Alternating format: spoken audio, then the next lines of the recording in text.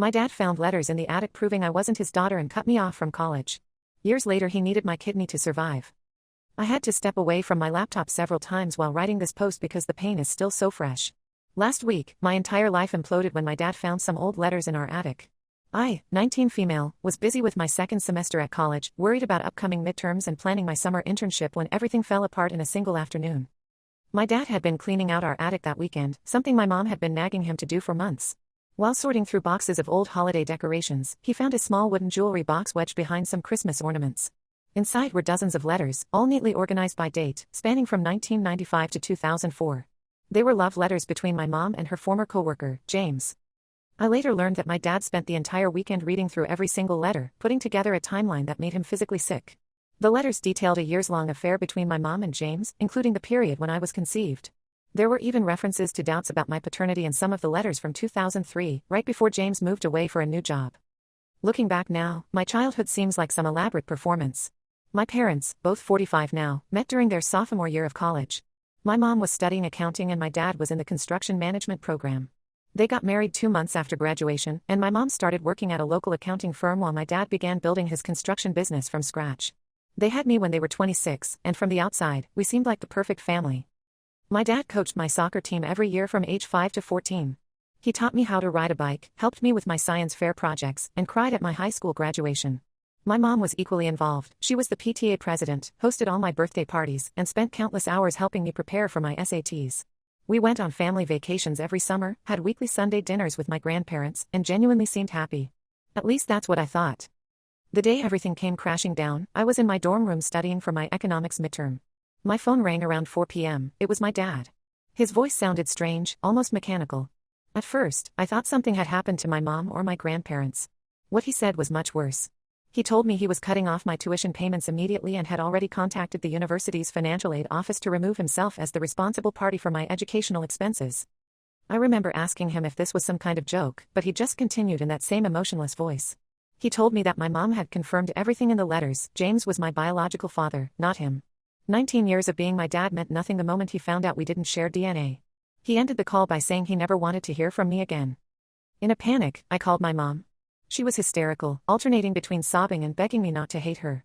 She kept saying she was young and stupid back then, that the affair with James had been exciting because she felt stuck in her new marriage and overwhelmed by my dad's long hours building his business. She swore she regretted the affair but not having me. When I asked about James, she admitted he had moved to Seattle years ago and started his own family. She still had his contact information from occasional holiday cards but warned me he probably wouldn't want anything to do with me. The timing couldn't have been worse. I was halfway through my semester with midterms approaching, and suddenly I had no way to pay for school. The financial aid office told me I would have to withdraw since I couldn't cover the remaining tuition. I spent a week frantically applying for emergency loans and scholarships, but nothing came through in time. I had no choice but to withdraw from my classes and move out of my dorm. With help from my roommate, I found a tiny studio apartment near campus and took the first full-time job I could find, working as a receptionist at a local dental office. My dad completely cut contact, blocking my number and all social media. My mom kept showing up at my apartment unannounced, crying and trying to explain, but I couldn't handle her tears or excuses.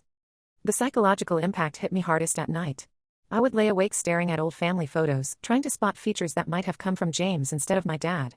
My straight dark hair, my height, my eye color, everything I thought I inherited from my dad was suddenly questionable. The man who had been my father for 19 years now wanted nothing to do with me, punishing me for a betrayal I had no part in. My mom's affair didn't just end her marriage, it destroyed my entire sense of identity and security. What hurts most is how quickly my dad threw away our entire relationship.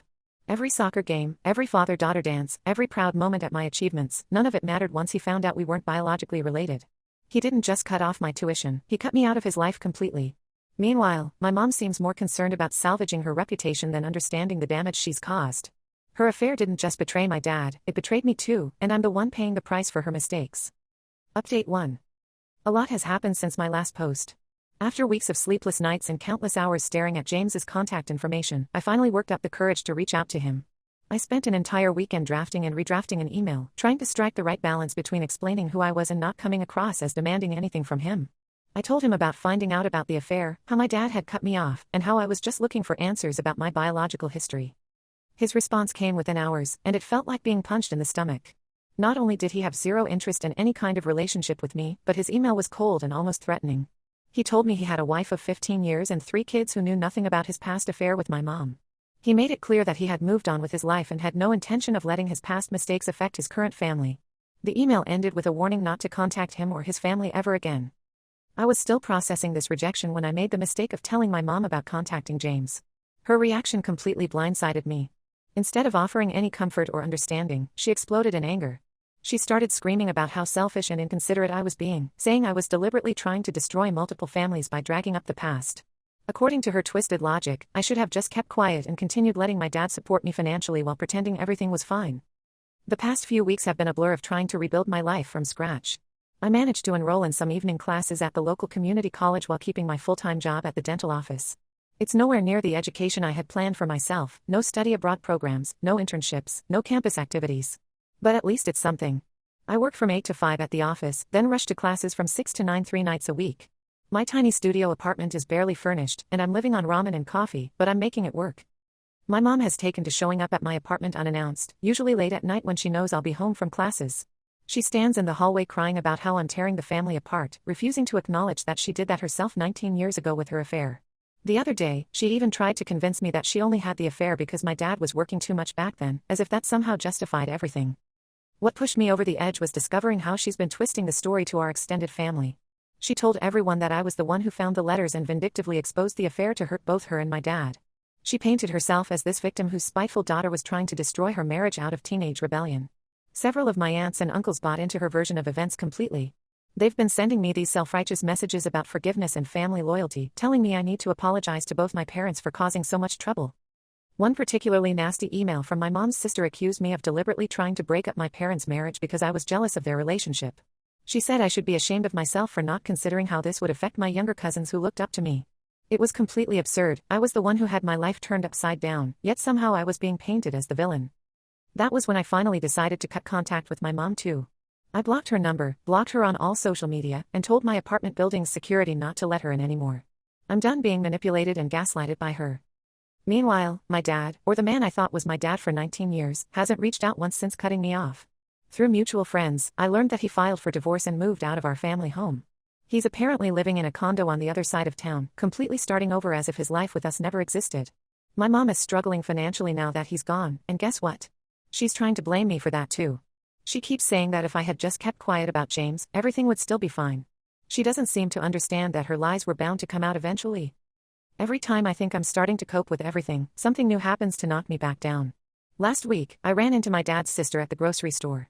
She literally turned her cart around and went the other way to avoid talking to me. These are people who have known me my entire life, who celebrated every birthday with me, who came to every school play and graduation. Now they're treating me like I'm some kind of homewrecker when I'm just a kid who found out her whole life was based on a lie. Update 2. I got some shocking news through my cousin Olivia last week. My dad's life has completely fallen apart, but not because of the affair or divorce. He made some risky investments in a new housing development that went terribly wrong. The project collapsed halfway through construction when the main investor pulled out, leaving my dad's construction company holding millions in debt. He had to file for bankruptcy and lay off all his employees, including people who had worked for him for over a decade. As if that wasn't bad enough, he started experiencing severe health issues around the same time. Olivia told me he had been ignoring symptoms for months, probably due to stress from everything else going on. When he finally went to the doctor, they diagnosed him with advanced kidney failure. He needs a transplant within the next 6 months, or he'll have to start dialysis. They've tested everyone in the family, but so far, no one has been a match. My cousin dropped the real bombshell at the end of our conversation. Apparently, I'm the only potential match they've found. The doctors told my dad that children are often the best match for organ donation, and despite everything that's happened, my mom has been pushing for someone to convince me to get tested. She's been telling everyone who will listen that I'm refusing to help the man who raised me for 19 years, trying to paint me as some heartless monster. What she conveniently leaves out of her story is how quickly he abandoned me when I needed him most. How he threw me out of college mid-semester without a second thought. How he blocked my number and pretended I didn't exist the moment he found out we weren't biologically related. Now I'm suddenly supposed to undergo major surgery for someone who decided I wasn't his daughter anymore. The situation got even more twisted when my dad's sister called me. She offered to pay all my medical expenses plus an additional $10,000 if I would get tested and donate my kidney if I'm a match. When I refused, she started crying about how I was killing her brother out of spite. Other family members have since made similar offers, like they think they can buy my kidney. They don't seem to understand that this isn't about money, it's about how easily my dad discarded 2 decades of being my father. Despite everything, I did decide to get tested, if only to know for sure. The results came back confirming I'm a match. When my mom found out through the hospital, she completely lost it. She showed up at my workplace during the lunch rush, screaming about how I was murdering my father by refusing to donate. She caused such a scene that my manager had to threaten to call the police to get her to leave. I had to explain to my confused coworkers why my own mother was having a meltdown in our lobby. My dad still hasn't reached out to me directly about any of this. He's letting other family members fight his battles while he continues pretending I don't exist. The same way he has for the past 2 months. The only communication I've had from him was through his lawyer, who sent me official paperwork about the kidney donation process. No personal note, no apology, not even a signature, just legal documents delivered by a courier. Olivia updates me occasionally about his condition. Apparently, he's getting weaker and has had to start preliminary dialysis sessions. My mom is using this to fuel her campaign against me, posting vague status updates on Facebook about ungrateful children and the importance of forgiveness. Some of my former high school teachers have even reached out after seeing her posts, trying to convince me to reconsider my decision. The worst part is that some small part of me still cares about what happens to him. I catch myself wondering how he's doing, if he's scared, if he ever thinks about me. But then I remember how quickly he threw me away, how he punished me for something I had no control over. I remember sitting in the financial aid office crying while they explained I would have to leave school. I remember packing up my dorm room alone because he wouldn't even answer my calls. Everyone keeps talking about forgiveness and doing the right thing, but where was all this family loyalty when he cut me off? Where were these concerned relatives when I was struggling to pay rent and buy groceries? Why is my mom so worried about saving his life when she wasn't worried about destroying mine? Update 3. My dad passed away last Tuesday after his condition rapidly deteriorated. The last few weeks were brutal. My mom called me constantly, leaving voicemails about how I was letting him die and how I would regret this for the rest of my life. My aunt even tried to have a lawyer contact me about getting a court order to force the donation, but apparently that's not legally possible. The day before he died, my mom called crying harder than I'd ever heard before. She said my dad was asking for me, that he wanted to see me one last time. Against my better judgment, and after talking it through with my cousin Olivia, I decided to go to the hospital. I told myself it was for closure, but honestly, I'm not sure what I was hoping for. Walking into that hospital room was surreal. The strong, intimidating man who had dominated my childhood was barely conscious, hooked up to machines and looking 20 years older than he was. He managed to open his eyes when I walked in, and for a moment I saw a flash of the dad I used to know. He struggled to speak, but he managed to get out an apology. He admitted that punishing me for my mom's affair was wrong, that he let his anger and hurt pride destroy our relationship. He said he regretted throwing away 19 years of being my father over something as meaningless as biology. But his words felt hollow, maybe because they came only when he was dying, or maybe because I had already accepted that the father I knew was gone the day he found those letters. My mom tried to get me to stay longer, to sit with him and hold his hand, but I couldn't. I said goodbye and walked out. He died early the next morning. The funeral was 3 days later, and I only went because Olivia asked me to. My mom was a mess, barely able to stand on her own. She kept trying to grab onto me during the service, like she was seeking comfort from the daughter she helped alienate. I knew my mom was struggling financially after the divorce and my dad's bankruptcy, so I offered to help cover some of the funeral expenses.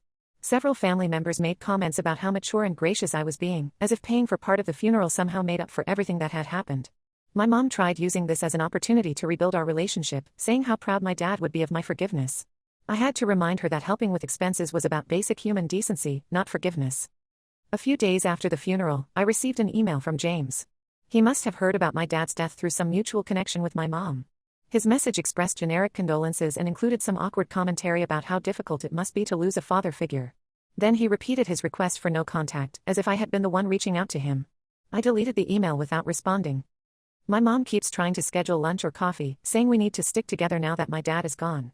She doesn't seem to understand that his death doesn't erase what happened. If anything, it just cements the fact that some things can't be fixed.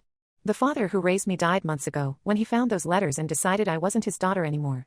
The man who died in that hospital was a stranger who happened to share 19 years of my life. I'm focusing on my own life now. I've saved enough from my job to transfer to a state university next semester. My grades at community college have been good enough to qualify for some scholarships. I've decided to study accounting, ironically the same field as my mom, but at a school far enough away that I won't have to worry about running into any family members. My mom still sends messages about family healing and fresh starts. I've learned to delete them without reading them. Some wounds don't heal, they just scar over. I'm done trying to fix relationships with people who only wanted me when it was convenient for them.